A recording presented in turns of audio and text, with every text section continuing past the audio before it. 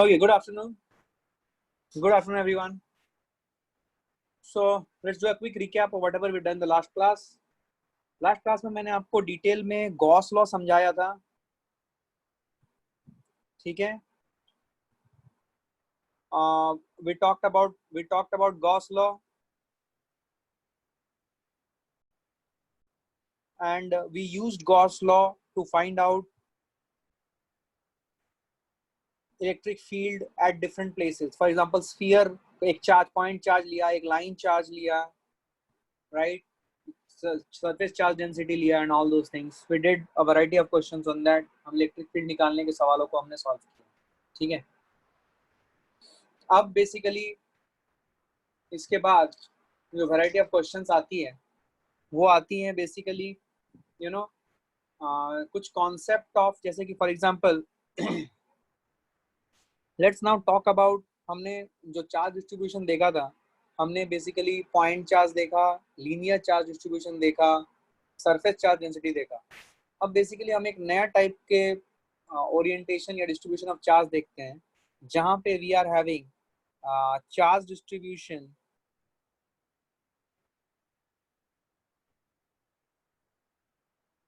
On the sphere. Sphere के ऊपर charge distribution के ऊपर हम बात करेंगे। अब मैं यहाँ पे थोड़ा सा आपको इंट्रोडक्शन देना चाहूंगा कि charge distribution on the sphere में इसमें एक कैटेगरी होगी जो आपकी 50% of the topic of gravitation होगी।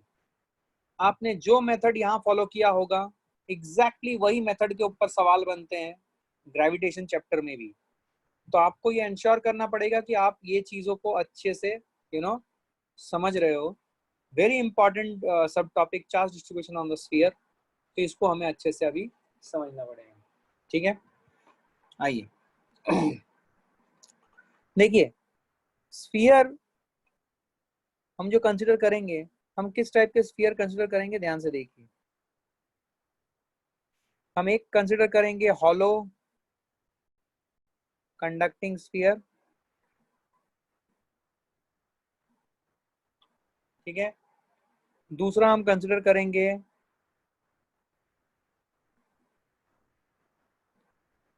हॉलो नॉन कंडक्टिंग स्फीयर,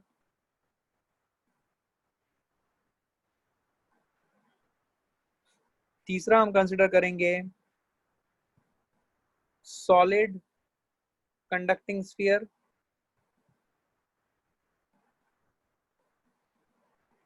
और चौथा हम कंसिडर करेंगे सॉलिड नॉन कंडक्टिंग स्फीयर,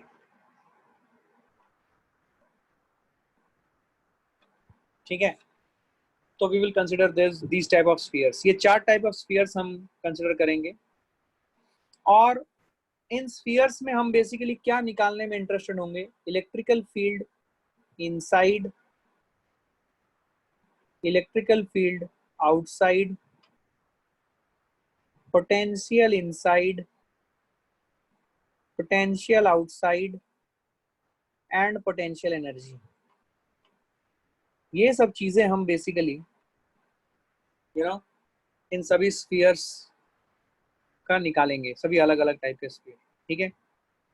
अच्छा, अभी ध्यान से सुनना, ये पूरी चीजों की डिटेल में स्टडी करने के लिए हमें थोड़ी सी पढ़ाई करनी पड़ेगी यहाँ पे कंडक्टर्स की, बिकॉज हम यहाँ पे कंडक्टिंग नॉन कंडक्टिंग ये दो टर्म यूज कर रहे हैं। तो थोड़ा सा हमें नॉन कंडक्टिंग कंडक्टिंग दोनों टर्म यूज कर रहे हैं, थोड़ा सा हमें कंडक्टर के बारे में पहले समझ लेना पड़ेगा, and then we will go to this particular section. But concept ये है कि जो सॉलिड नॉन कंडक्टिंग स्फीयर है, जो मैंने आपको बोला है, सॉलिड नॉन कंडक्टिंग स्फीयर जो है, इसके जो भी आप फील्ड और पोटेंशियल के कॉन्सेप्ट निकालोगे या फॉर्मूले निकालोगे, हूबहू वही फॉर्मूला ग्रेविटेशन के लिए यूज होगा। सिर्फ आपको इतना ध्यान देना है कि जो आप के यूज करते थे इलेक्ट्रोस्टैटिक्स में, याद है के इज इक्वल टू 1/4πε0, तो जब आप ग्रेविटेशन की बात करोगे तो आपको के की जगह पे -g रिप्लेस करना है, where g is universal gravitational constant, electrostatics में आपके पास चार्जेस आते थे, यहाँ पे चार्ज की जगह पे मासेस आ जाएंगे। बाकी सब कुछ जो फॉर्मूला आप डिराइव करोगे स्फीयर के डिफरेंट केसेस के, एग्जैक्टली वही फॉर्मूला ग्रेविटेशन में यूज होगा, और मैं आपको करके दिखाऊंगा ग्रेविटेशन में सारे फॉर्मूला देखो मैच कर। तो इसीलिए ये जो सेक्शन होगा, ये सेक्शन बहुत इंपॉर्टेंट होगा। तो इस सेक्शन में मूव करने से पहले let's go and study different properties of conductor so that we will be able to appreciate the working of this thing, right? इसी तरीके से इसी ऑर्डर में, और जिस ऑर्डर में मैं पढ़ा रहा हूँ उसी ऑर्डर में कॉन्सेप्चुअली समझो कि मैंने इसके बारे में बात की, लेकिन इसके बाद मैं पहले प्रॉपर्टीज ऑफ कंडक्टर पहले पढ़ा रहा हूँ। इनफैक्ट मुझे पहले वही बता देना चाहिए था, बट ठीक है, मैंने सोचा कि थोड़ा सा इंट्रोडक्शन दे देता हूँ। तो कंडक्टर की प्रॉपर्टीज के बारे में हमें पढ़ना है, ठीक है।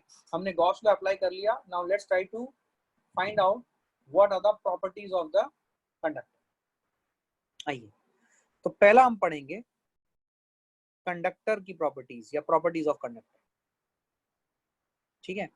सबसे पहले कंडक्टर में there is large number of free electrons available.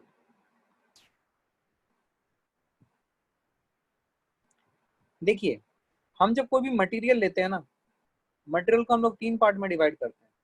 एक है कंडक्टर, एक है इंसुलेटर, और तीसरा है सेमीकंडक्टर। ये सेमीकंडक्टर फिजिक्स आपके सिलेबस में है, आप एकदम लास्ट में ये टॉपिक पढ़ोगे। तो कोई भी अगर मटेरियल है, उस मटेरियल को हम लोग तीन पार्ट में डिवाइड कर सकते हैं, कंडक्टर, इंसुलेटर एंड सेमीकंडक्टर। तो कंडक्टर उसे बोला जाता है जिसके पास इनफाइनाइट, बहुत large, very large number of free charges होते हैं। Very large number of free charges मतलब, what is the meaning of free charges? Free charges मतलब ये होता है कि मान लो एक कंडक्टर है, ये फ्री चार्जेस इस कंडक्टर के अंदर कहीं पे भी मूव कर सकते हैं। Free charges means electrons I am talking about, लेकिन वो इस कंडक्टर के बाउंड्री को छोड़ के बाहर नहीं जा सकते, बट इसके अंदर मूव कर सकते हैं, ठीक है, अगर आप इलेक्ट्रिक फील्ड लगाओगे तो। Insulator on the contrary, it has very few और नो फ्री चार्जेस अवेलेबल, क्योंकि यहाँ पे आपके electrons are tightly bonded to the nucleus और लैटिस स्ट्रक्चर, तो नो फ्री चार्जेस। और सेमीकंडक्टर में the number of free charges varies with temperature. Number of free charges varies with temperature. But यहाँ पे जो number of free charges होंगी, that will be less as compared to that of conductor. तो conductor की ये property की basis पे आप एक बात तो समझ गए कि बहुत large number of free electrons available. What is the meaning of free electrons? Means the electron which are not so bonded, tightly bonded to the nucleus, as a result of which they can escape the crystal lattice structure and they can move within the entire lattice structure of that atom, but they do not have the capability to leave the boundary of that particular material, conductor, whatever it is. उसके boundary को नहीं छोड़ेंगे, but उसके अंदर कहीं पे भी move कर सकते हैं, ठीक है, when electrical field is applied. ये पहली चीज। दूसरा जो प्रॉपर्टी है कंडक्टर का, कि अगर हमने एक कंडक्टर लिया मान लो, और इस कंडक्टर को हमने एक एक्सटर्नल इलेक्ट्रिक फील्ड में पुट कर दिया,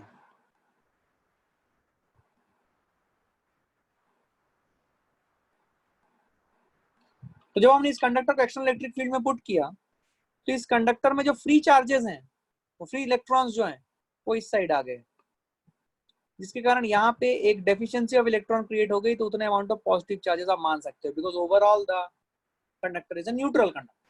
हम ये न्यूट्रल कंडक्टर की बात कर रहे हैं, we are talking about a neutral conductor. तो अब न्यूट्रल कंडक्टर जब आप एक इलेक्ट्रिकल फील्ड में रखोगे, तो उसके अंदर के जो इलेक्ट्रॉन है वो इलेक्ट्रिक फील्ड के अपोजिट डायरेक्शन में जाएगी, उनके ऊपर अपोजिट डायरेक्शन फोर्स लगेगा, तो इस साइड में इलेक्ट्रॉन्स आ गई पूरी की पूरी, और इस साइड में पॉजिटिव चार्ज डेवलप होगी, जिसके कारण इस कंडक्टर के अंदर एक इलेक्ट्रिक फील्ड डेवलप हुई, और उसकी डायरेक्शन ये हुई। दिस इज E इनसाइड, और ये जो बाहर अप्लाई किया गया, this is the external electrical field that is applied. अब पहले नंबर प्रॉपर्टी में मैंने आपको ये बताया था कि जो फ्री चार्जेस की नंबर है, free charges number available in a conductor is very large. ऐसा मैं क्यों बोल रहा हूँ मैं आपको फील दिलाऊंगा अभी, ठीक है ना, अभी वर्कआउट करके ही बता दूंगा, चिंता मत कीजिए। तो बिकॉज ये बहुत लार्ज है, तो ये इलेक्ट्रॉन्स, बहुत लार्ज नंबर ऑफ इलेक्ट्रॉन्स इस साइड में आ गए, जो मैंने येलो रीजन से दिखाया लेफ्ट हैंड साइड में, and equal amount of positive charge develop होगा दूसरे एंड में, बिकॉज ओवरऑल लेवल पे ये कंडक्टर न्यूट्रल, जिसके कारण एक इलेक्ट्रिकल फील्ड बनेगी उस कंडक्टर के अंदर, जिसकी डायरेक्शन वो रेड कलर के फील्ड की डायरेक्शन के हिसाब से मैंने दिखाई। अब बहुत large amount of free charges होने के कारण जो ई नेट है इनसाइड द कंडक्टर, वो हो जाती है ई आउट माइनस ई इन। ई इन ये इंड्यूस्ड वाला इलेक्ट्रिकल फील्ड है। Why it is called induced? Because जब मैंने इलेक्ट्रिक फील्ड लगाया है तभी ये इलेक्ट्रॉन्स की movement with in the conductor हो रही है। अगर मैं इलेक्ट्रिक फील्ड नहीं लगाऊं तो ये इलेक्ट्रॉन्स की मूवमेंट एक end of the conductor, spherical conductor जो मैंने लिया है वहां पे रेड कलर से दिखाया है, वहां पे नहीं होगी। तो E net inside the conductor हो जाएगा E outside minus E induced, और कंडक्टर में ये देखा गया है कि E net inside the conductor is zero. मतलब हम जितना भी स्ट्रॉन्ग इलेक्ट्रिकल फील्ड आउटसाइड लगा दें, because amount of free charges is tremendously high within the conductor, तो वो इलेक्ट्रॉन्स अपने पोजीशन को रीओरिएंट करके एक इलेक्ट्रिकल फील्ड बना ही लेते हैं, which is opposite to that of the applied electrical field E outside।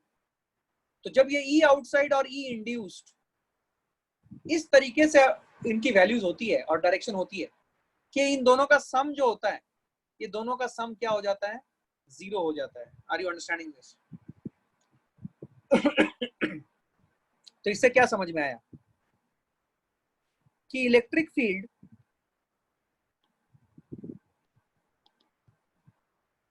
With in the conductor is always zero. भले हम एक्सटर्नल इलेक्ट्रिक फील्ड लगाएं या ना लगाएं। क्या मेरी बात समझ में आई? Electrical field inside the conductor, मतलब अगर हम एक कंडक्टर ले लें, कंडक्टिंग मटेरियल जहां जहां प्रेजेंट है वहां पे इलेक्ट्रिकल फील्ड हमेशा जीरो होने वाली है, भले आप कोई एक्सटर्नल इलेक्ट्रिकल फील्ड लगाओ या नहीं लगाओ। क्या मेरी बात समझ में आई है? मतलब ये बोलना चाहता हूँ कि E net inside the conductor, अगर मैं इलेक्ट्रिकल एक्सटर्नल फील्ड आउटसाइड को जीरो कर दूं, अगर इस वैल्यू को देखो, इसको मैं दूसरे इसमें बनाता हूँ।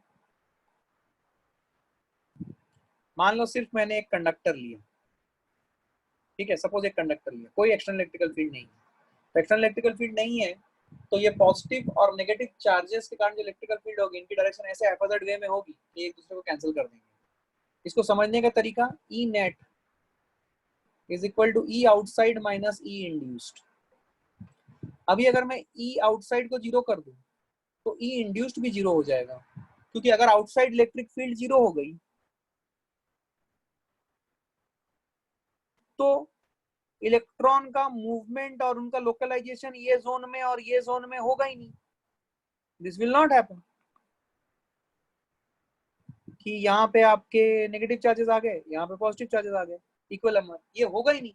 ये नहीं होगा तो नेट इलेक्ट्रिकल फील्ड ऐसे भी इनसाइड द कंडक्टर क्या हो जाएगा? जीरो। क्योंकि आपको ये बात समझनी है कि इंड्यूस्ड अपने आप में जनरेट नहीं होता है किसी भी कंडक्टर के अंदर। इंड्यूस्ड इलेक्ट्रिकल फील्ड तब जनरेट होता है जब आप उस कंडक्टर को किसी एक्सटर्नल इलेक्ट्रिक फील्ड में रखते हो। क्या मेरी बात समझ में आई है सबको? I need your response now. Important announcement, जिन लोगों ने भी टेस्ट नहीं दिया है, मेरे पास सबका रिपोर्ट है। मैं आपको फिर से रिक्वेस्ट कर रहा हूं, आप सागर को स्क्रीनशॉट भेजो। आई वुड इंस्ट्रक्ट सागर कि आपका विद इन 1-2 days आपके problem sort out. Were you all sleeping when the instruction was provided to you all?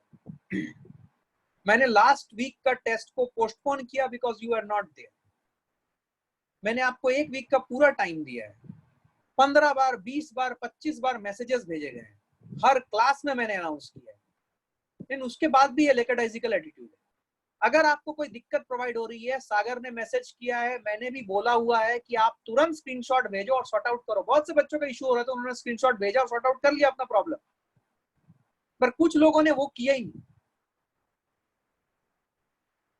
Without test you will not learn physics, take it from. तो आपके पास ultimatum है, 2 दिन मैं दे रहा हूं, 2 दिन के अंदर आप, मैं सागर को बोलूंगा, सागर के पास रिपोर्ट है, he will try to reach out to you all.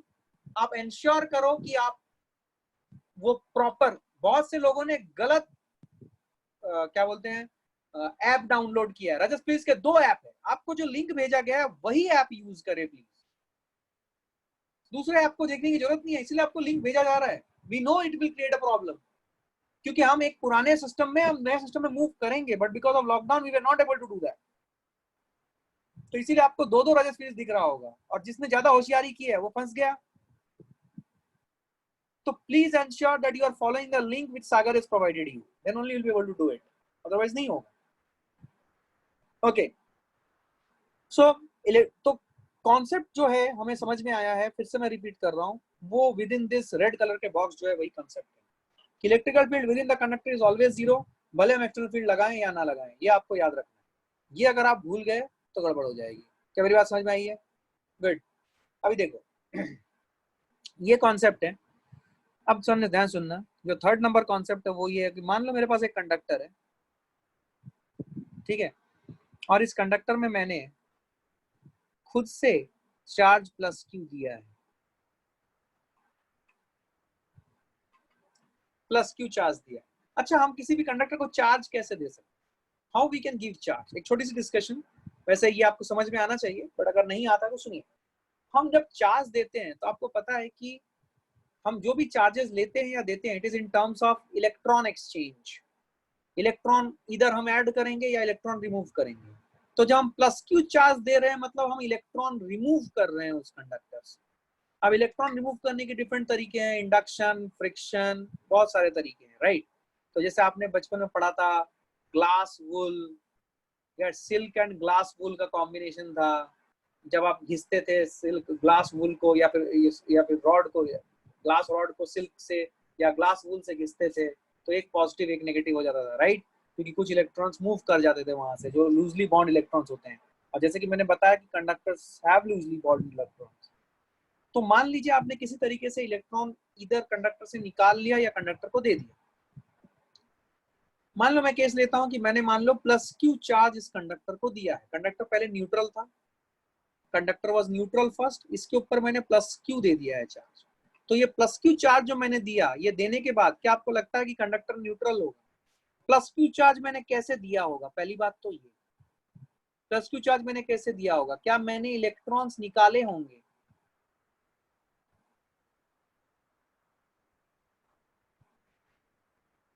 तुम्हें समझ आ रही है क्या?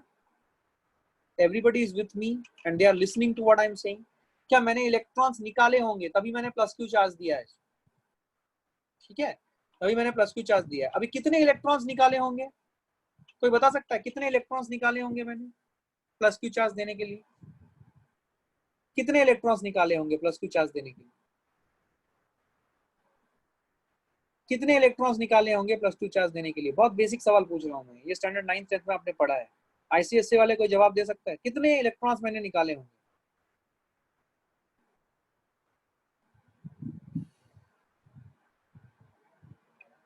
गुड। जो जो चार्ज मैं इस कंडक्टर को दे रहा हूं, उस charge divided by charge of 1 electron. Very good Anushka. This is the number of electrons that has been removed from the conductor. क्या मेरी बात समझ में आ रही है? क्या क्लैरिटी है ये? तो मैंने इलेक्ट्रॉन्स निकाल लिया। अब सवाल है, ये प्लस क्यू चार्ज आ गया, ये प्लस क्यू चार्ज आने के बाद ये कंडक्टर अब न्यूट्रल नहीं रहा, ये कंडक्टर चार्ज हो गया, ये कंडक्टर चार्ज हो गया, बिकॉज इसके नंबर ऑफ प्रोटॉन्स और नंबर ऑफ इलेक्ट्रॉन्स में मिसमैच हो गया है, so it is charge now. अब सवाल है, ये जो प्लस क्यू चार्ज इस कंडक्टर में डेवलप हुआ, मान लो ये एक एक सॉलिड कंडक्टर है, ये प्लस क्यू चार्ज जो इस कंडक्टर में डेवलप हुआ है, क्या आप बता सकते हो ये प्लस क्यू चार्ज कहाँ मिलेगा इस कंडक्टर? क्या सरफेस पे मिलेगा, इनसाइड मिलेगा, कहाँ मिलेगा और क्यों? ये सवाल है। ये प्लस क्यू चार्ज इस कंडक्टर में कहाँ पाया जाएगा? प्लस क्यू चार्ज इस कंडक्टर में कहाँ पाया जाएगा, ये सवाल है। क्या ये इनसाइड पाया जाएगा, आउटसाइड पाया जाएगा, कहीं पे भी मिल सकता है, इनसाइड आउटसाइड दोनों पे, कहाँ मिलेगा, ये सवाल है मेरा आपसे। तो इसका आंसर जो है, ये प्लस क्यू चार्ज जो है, it will be found at the surface of the conductor. Conductor के सरफेस पे ये चार्ज मिलेगा। अब मैं इसका प्रूफ देना चाहूंगा, बिकॉज इसके प्रूफ के अंदर जो कॉन्सेप्ट है वो आपको समझना पड़ेगा, बिकॉज अच्छे सवाल इस सेक्शन से बहुत आ सकते हैं, आपको क्लैरिटी के साथ समझना है।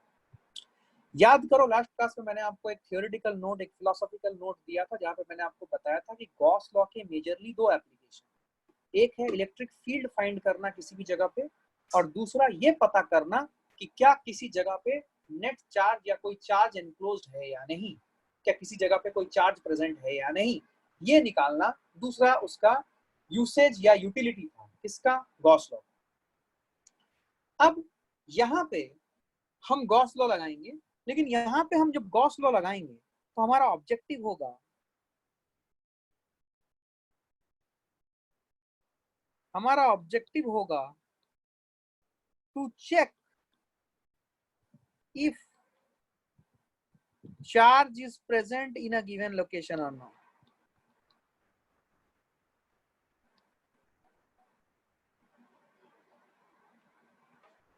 अब याद करो मैंने आपको बोला था कि जब ऑब्जेक्टिव ये हो निकालना कि क्या चार्ज किसी रीजन में या किसी जोन में प्रेजेंट है या नहीं, तो उस केस में गॉसियन सरफेस का सिमेट्रिकल होना जरूरी नहीं है, it can be non symmetrical as well. क्या मैंने बताया था ये बात लास्ट क्लास में? बोलो, तुम्हें बोलना है भाई, बेसिक कॉन्सेप्ट तुम भूल नहीं सकते, और ये सब चीजें आप किताब पढ़ के नहीं जान सकोगे, ये क्लास के डिस्कशन से ही समझ में आता है। क्या सबको क्लैरिटी है मैंने क्या बोला?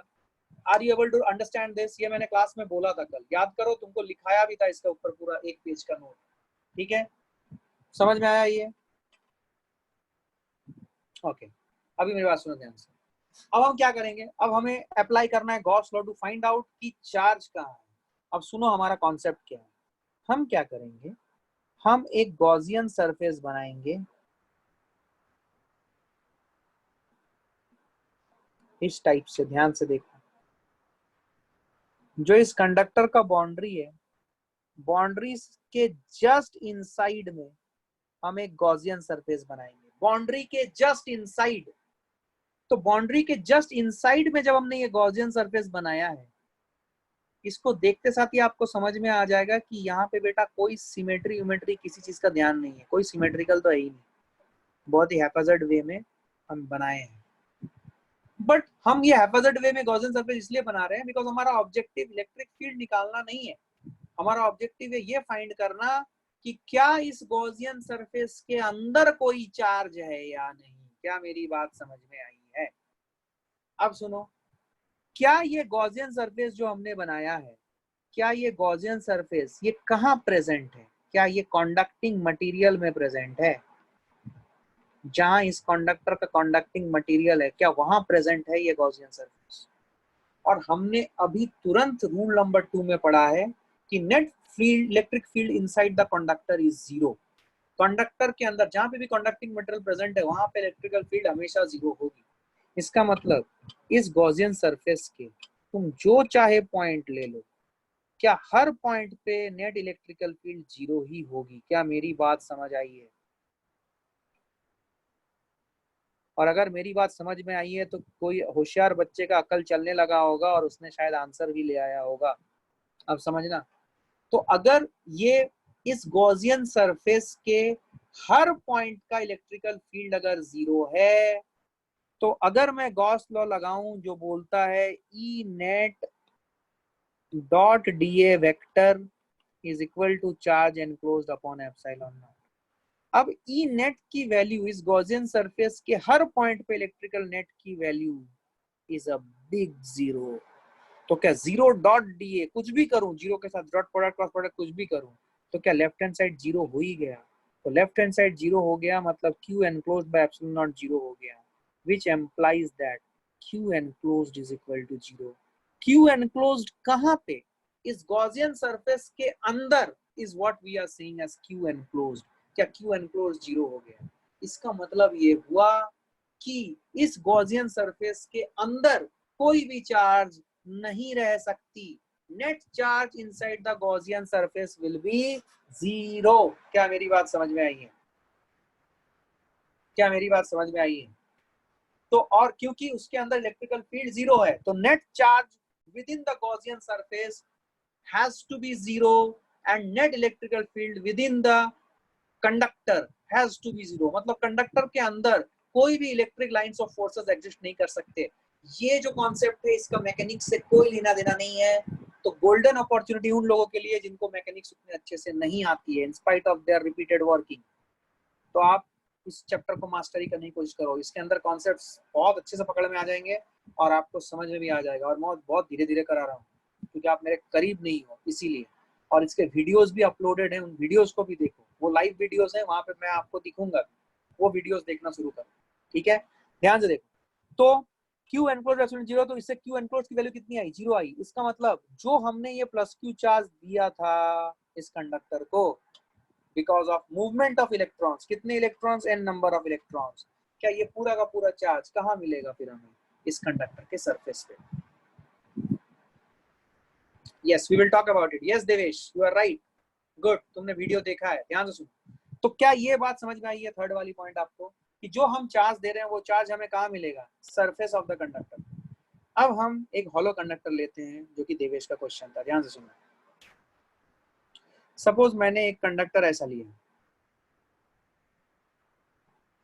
and suppose this region is filled with conducting material। ये पूरा कंडक्टिंग मटेरियल से भरा हुआ है।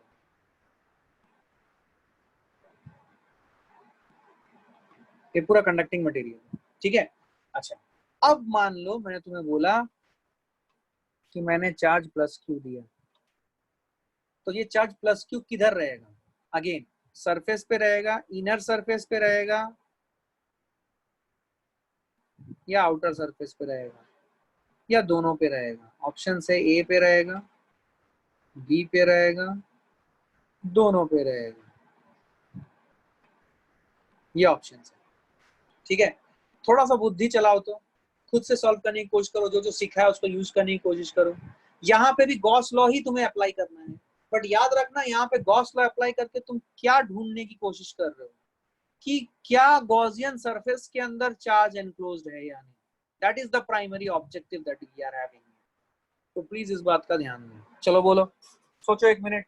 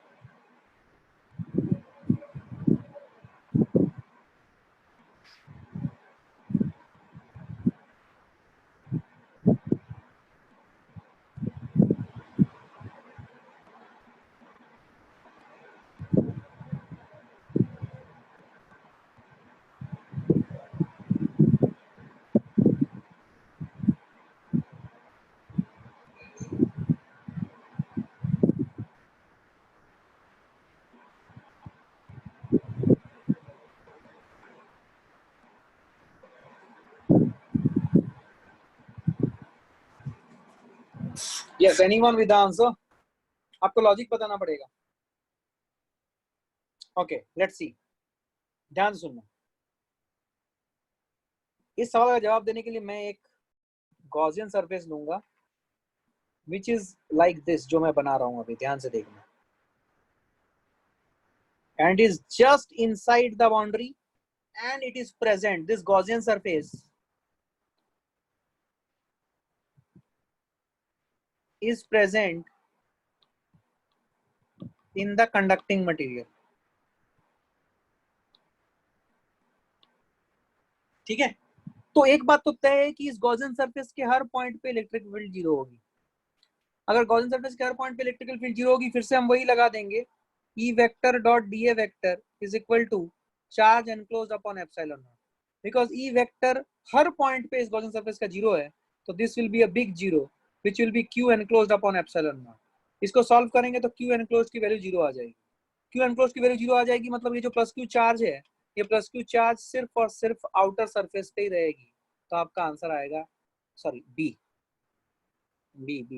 सॉरी, तो बी आएगा, मतलब यहाँ पे रहेगा, बी सरफेस पे, आउटर सरफेस पे रहेगा, not on the inner surface.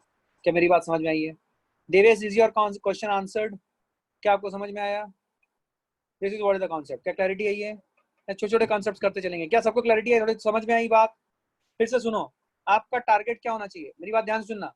आपका टारगेट क्या होना चाहिए? गॉस लॉ पे सवाल कैसे आएंगे, मेरे को यही सिखाना है आपको। गॉस लॉ पे सवाल दो आएंगे, इधर आपको बोला जाएगा इलेक्ट्रिक फील्ड निकालो, इलेक्ट्रिक फील्ड निकालो, इधर आपको ये बोला जाएगा इलेक्ट्रिक फील्ड निकालो। तो इलेक्ट्रिक फील्ड जहां पे निकालने के लिए बोलेगा, तो आपके लिए गॉसियन सरफेस कुछ भी बनाने से नहीं चलेगा। आपको गॉसियन सरफेस ऐसा बनाना होगा जो क्या हो, जो क्या सेटिस्फाई करता हो, जो सिमेट्री का ध्यान रखे। सिमेट्री का ध्यान किसके रेस्पेक्ट में? सिमेट्री का ध्यान with respect to the point charge, line charge और वॉल्यूम चार्ज डिस्ट्रीब्यूशन, उसके रेस्पेक्ट सिमेट्रिकल होना चाहिए, ताकि उस पॉइंट पे इलेक्ट्रिकल फील्ड की मैग्नीट्यूड एंड इलेक्ट्रिक फील्ड की डायरेक्शन एरिया वेक्टर के साथ एक स्पेसिफिक रिलेशनशिप के अकॉर्डिंग हो। अदरवाइज आप इलेक्ट्रिक फील्ड को integral, close loop integral E dot D के बाहर नहीं ला पाओगे। आप इलेक्ट्रिक फील्ड को याद करो, इंटीग्रेशन पढ़ते वक्त क्या आपने बोला था कि जो कांस्टेंट होता है उसको इंटीग्रेशन के बाहर ला सकते। तो कांस्टेंट इलेक्ट्रिक फील्ड बनाने के लिए, इलेक्ट्रिक फील्ड और एरिया वेक्टर के बीच का एंगल अगर कांस्टेंट रहा, तभी आप इलेक्ट्रिक फील्ड को बाहर ला सकते हो इंटीग्रेशन के, and then you can do a normal integration to get your answer, right? लेकिन otherwise it would be very difficult. In fact concept ये है ना, अगर आप लॉजिकली सोचोगे तो कॉन्सेप्ट ये है कि Gauss law is applicable everywhere, is applicable in all situations, but it attains usefulness. सुनना, it attains usefulness only when symmetry is taken into consideration. बहुत बड़ा बात लिखा रहा हूं मैं, बहुत बड़ी बात बोल रहा हूं मैं, समझ जाओ इस चीज को अच्छे से, गांठ बांध लो मैं क्या बोल रहा हूं। मैं ये बोलना चाहता हूं कि गॉस लॉ की एप्लीकेबिलिटी हर जगह है, एवरीवेयर इट इज एप्लीकेबल, लेकिन हम हर जगह गॉस लॉ को लगा नहीं सकते, या हर तरीके से लगा नहीं सकते इलेक्ट्रिक फील्ड की डिटर्मिनेशन के लिए। इलेक्ट्रिक फील्ड की डिटर्मिनेशन के लिए हमें एक बात का ध्यान रखना बहुत जरूरी है कि हम जो गॉसियन सरफेस बनाएंगे, it has to be highly symmetrical to the charge, single point charge, linear charge distribution और वॉल्यूम चार्ज डिस्ट्रीब्यूशन। अगर हम ये कर पाए तब हम इलेक्ट्रिकल फील्ड निकाल पाएंगे गॉस लॉ की मदद से। बट एप्लीकेबल तो हर जगह है, बट उसकी मदद से हम इलेक्ट्रिक फील्ड निकालना हमारे लिए डिफिकल्ट हो जाएगा। और दूसरा एप्लीकेशन जो मैंने बताया था, to decide if charge is present in a given space or region or not, charge is present in a given region or not, in a given region or not, ये दूसरा है, to decide if charge is present in a given region or not. ये दूसरा application है जो आपको समझ में आनी चाहिए, राइट? ये दो चीजें आपको क्लियर कट एक आइडिया देगी कि कैसे हमें गॉस लॉ के एप्लीकेशन स्ट्रेटेजी पे जाना है। ठीक है, चलो आगे बढ़ते हैं। एक second, before I go ahead let me see, ये 4th नंबर पॉइंट था। ठीक है, आइए, मान लो मेरे पास एक और कंडक्टर आ गया, हॉलो कंडक्टर है, और सपोज ये मेरा कंडक्टिंग मटेरियल है। ठीक है, अब मैंने क्या किया, मैंने चार्ज प्लस क्यू जो है वो इनसाइड में रखा, इनसाइड दिस हॉलो कंडक्टर रखा। आपको बताना है कि कहाँ कितना चार्ज मिलेगा, क्यों मिलेगा, क्या होगा, थोड़ा बताना है कहाँ कितना चार्ज मिलेगा और क्यों मिलेगा। And please try to use Gauss law so that you can understand it pretty well. Try करो, 1 मिनट का समय लो। चलो everyone, guys please ensure that you have given the test, right? आपको ऐप डाउनलोड करना है।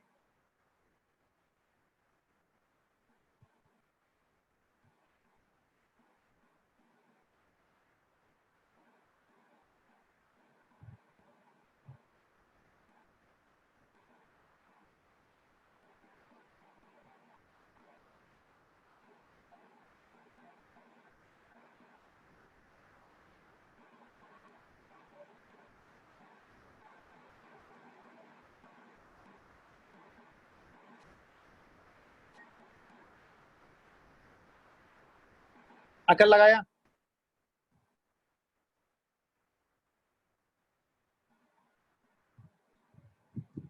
बहुत अच्छा सवाल बता रहा हूँ, और मैं सिर्फ और सिर्फ रटा नहीं रहा हूँ, मैं अब आपको पूरा लॉजिक सिखा रहा हूँ। यशोधन सोनो ने एब्सेंट है क्या? कोई रेस्पॉन्स नहीं आ रहा, उसको सो गया है क्या वो? युवराज अरमल, ओमकार मुळे, ओमकार मुळे कनेक्टेड ही नहीं है। Rohit Pande not connected, Rishikesh Raut not connected.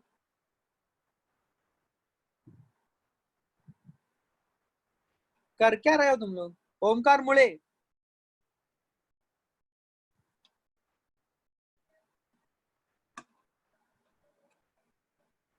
चलो अकल लगाओ।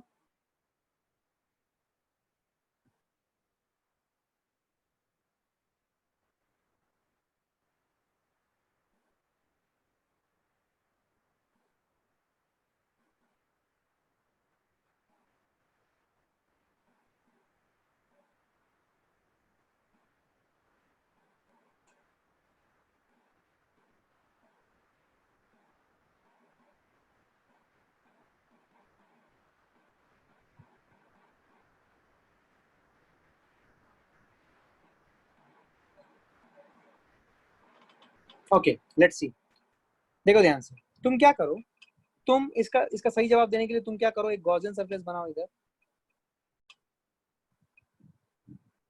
जस्ट ये जो इनसाइड वाला जो वॉल है उसके जस्ट बाहर बनाओ, such that this is entirely in the conducting material.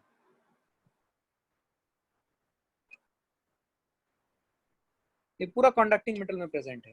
अब लॉजिकली बता, इस कंडक्टिंग मटेरियल प्रेजेंट है तो इसका हर पॉइंट पे, इस गॉसियन सरफेस के हर पॉइंट पे क्या इलेक्ट्रिकल फील्ड जीरो है?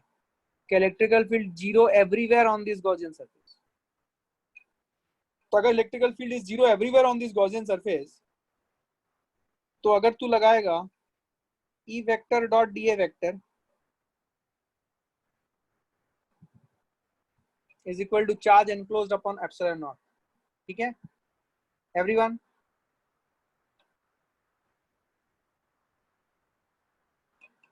ठीक है, तो अब बता, अगर इलेक्ट्रिकल फील्ड इस गॉसियन सरफेस के हर पॉइंट पे जीरो है, तो ये इलेक्ट्रिकल फील्ड की जीरो हर पॉइंट, हर इलेक्ट्रिकल फील्ड की मैग्नीट्यूड हर पॉइंट पे जीरो है, तो क्या लेफ्ट हैंड साइड पूरा जीरो हो गया?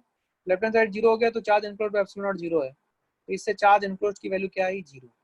चार्ज एनक्लोज्ड की वैल्यू जीरो आई, मतलब net charge that is enclosed with in this Gaussian surface is zero. अब समझ, net charge with in this Gaussian surface is zero. हो लेकिन इस गॉसियन सरफेस के अंदर हमें प्लस क्यू चार्ज तो दिख ही रहा है।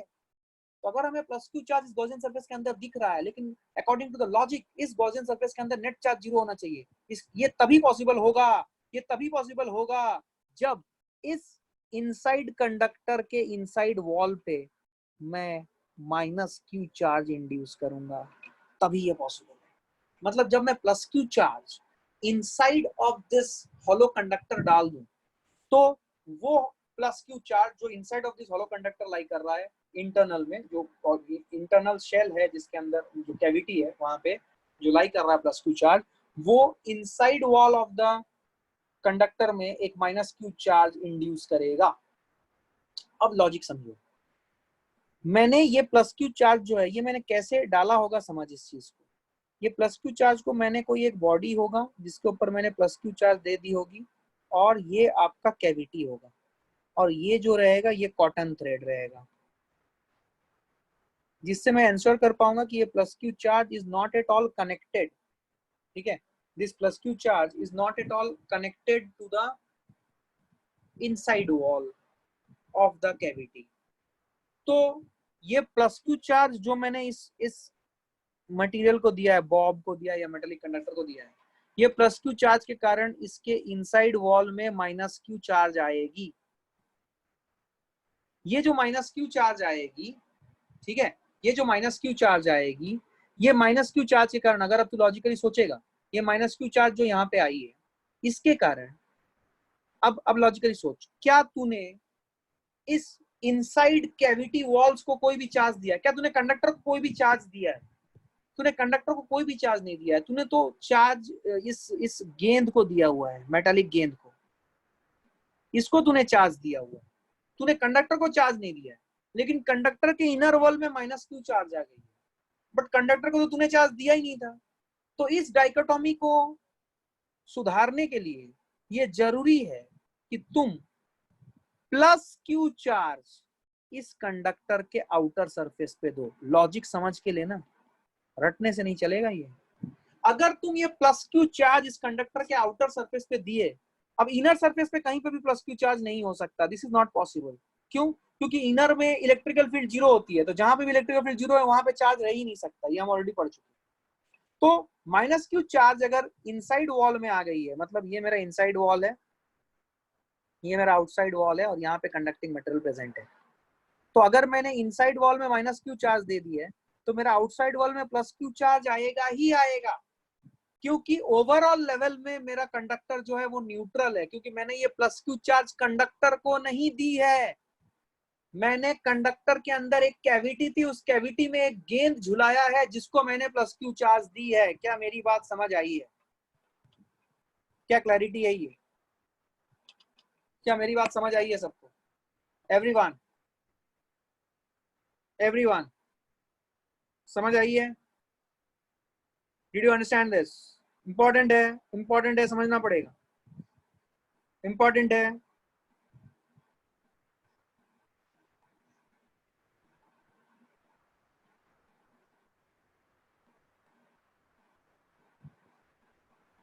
Are you understanding?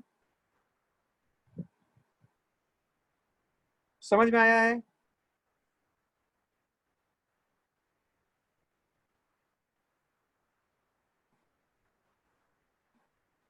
ठीक है, क्या बात समझ आई है? फिर क्या है, फिर कोई बात नहीं, ठीक है, ओके। अब समझो, अब समझो इस चीज को। तो चार्ज एनक्लोज रेप्रेजेंट, जिससे चार्ज एनक्लोज की वैल्यू कितनी आ रही है? चार्ज एनक्लोज की वैल्यू इस अच्छी है, जीरो आ गई इसमें। तो अब देखो, तो इसका मतलब ये हुआ कि अगर मैं इस कैविटी में, ध्यान सुनना, मैं इसको और एक पेज में बना रहा हूँ। सपोज मैंने ये कंडक्टर लिया और यहाँ पे एक कैविटी बना दी, इस कैविटी में मैं सपोज मैंने एक कॉटन थ्रेड के मदद से एक प्लस क्यू चार्ज रख दिया है, तो इसके इनर वॉल में जो चार्ज डेवलप होगा वो होगा माइनस क्यू, और इसके आउटर वॉल में प्लस क्यू आ जाएगा। तभी तो हम ये माइनस क्यू इनर वॉल में और प्लस क्यू आउटर वॉल में, तो ओवरऑल लेवल पे जब हम इस कंडक्टर को देखेंगे तो इस कंडक्टर में नेट चार्ज क्या हो जाएगा? जीरो, बिकॉज हमने इस कंडक्टर को कोई चार्ज दिया नहीं था। तो आपने क्या देखा? आपने ये सीखा कि अगर हमारे पास एक हॉलो कंडक्टर है और हॉलो कंडक्टर के आउटसाइड में अगर हम चार्ज देते हैं, तो ये चार्ज कहाँ अपने को मिलेगा? आउटसाइड सरफेस पे ही मिलेगा, या अगर चार्ज देते हैं, कोई भी चार्ज देते हैं तो आउटसाइड सरफेस पे मिलेगा। और अगर हम चार्ज को उस कैविटी के इनसाइड में रखते हैं, तो हमें चार्ज कहाँ कहाँ मिलेगा? हमें charge inner walls of the cavity में माइनस क्यू चार्ज मिलेगा और आउटर वॉल में प्लस क्यू चार्ज मिलेगा। क्या मेरी बात समझ में आई है? क्या मेरी बात समझ में आई है? क्लैरिटी यही है?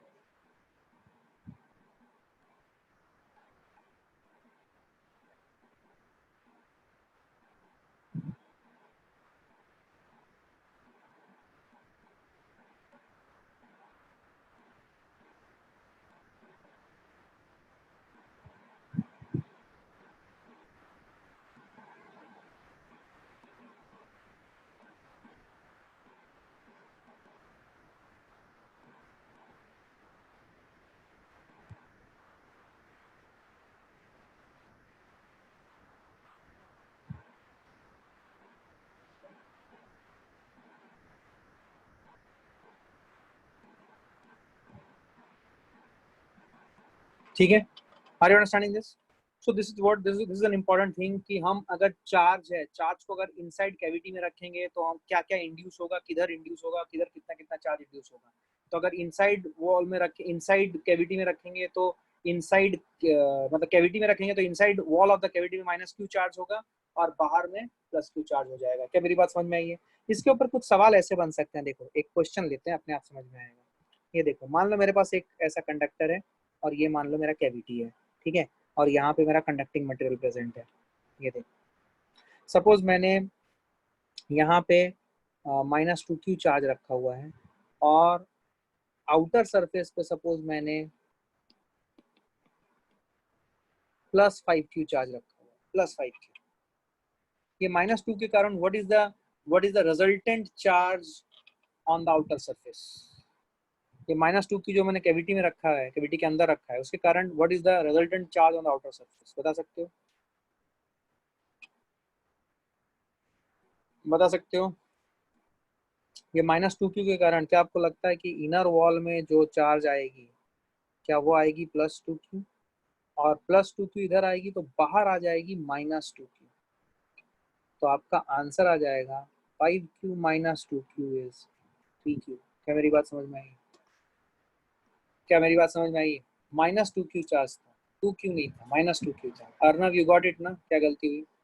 क्या मेरी बात समझ में आई है एवरीवन? क्या क्लैरिटी आई है? गुड। अब सुनो, हाँ अभी समझा कि तो अभी से मैं क्या कर रहा था। यशोधन, इतना खतरनाक रेस्पॉन्स दे रहा भाई तू। अभी समझा मतलब तब से मैं क्या बोल रहा था फिर? क्या क्लैरिटी आई है यहाँ पे? आ जाओ इधर, देखो ध्यान से, ठीक है। I hope you understood this. ये इंपॉर्टेंट डिस्कशन है, इसको फिर से मैं आपके लिए बोलता हूँ, ठीक है। ध्यान से देखना क्या बोला मैंने। अगर आपके पास एक हॉलो कंडक्टर है और अगर आपने चार्ज दिया तो वो चार्ज कहाँ मिलेगा? आउटर सरफेस पे, inner walls of the cavity पे, या इंटरमीडिएट में कहीं पे भी मिल सकता है, या फिर दोनों जगह मिल सकता है। तो आंसर है आपका आउटर सरफेस पे मिलेगा। अगर आपने कैविटी के अंदर कोई चार्ज रखी है तब आपको inside wall of the cavity पे भी चार्ज मिलेगा और outside wall of the cavity पे भी चार्ज मिलेगा। लेकिन इनसाइड वॉल और आउटसाइड वॉल में जो भी चार्जेस आएंगे वो ऐसे आएंगे कि वो एक दूसरे को ओवरऑल न्यूट्रलाइज कर ले, बिकॉज आपने कंडक्टर को कोई भी चार्ज दिया नहीं है। क्या मेरी बात समझ में आ रही है? आपने वो चार्ज बीच में कोई गेंद वेंद है जिसको आपने चार्ज दिया था और उसके कारण चार्जेस इंड्यूस हुई है। That is what is the concept. क्या मेरी बात समझ में आई है? क्या क्लैरिटी आई है? ठीक है, ओके, आइए अभी मेरी बात सुनिए ध्यान से। अगर मेरे पास दोनों में डिफरेंस क्या है समझेंगे। अगर मेरे पास एक यूनिफॉर्म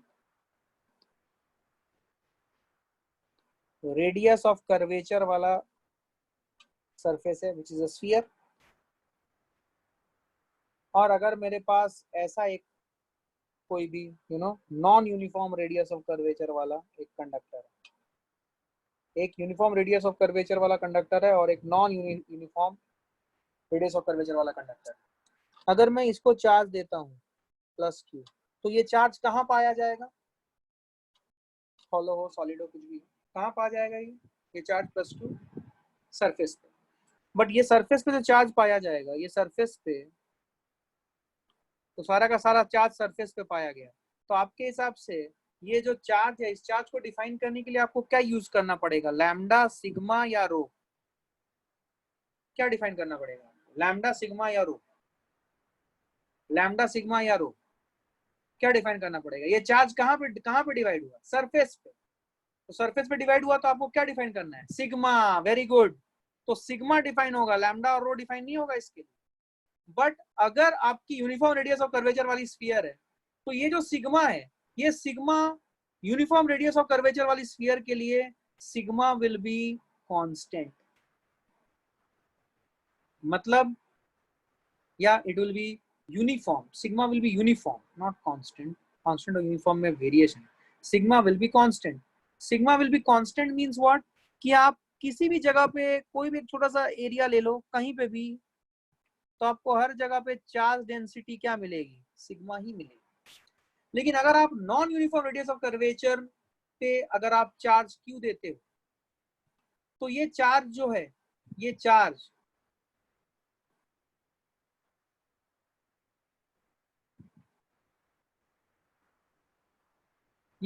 जो है ये नॉन यूनिफॉर्मली डिस्ट्रीब्यूटेड होगा इस कंडक्टर, और ये चार्ज इस कंडक्टर पे जब नॉन यूनिफॉर्मली डिस्ट्रीब्यूटेड होगा तो ये देखा गया है कि जो सिग्मा है it is proportional to 1 upon radius of curvature.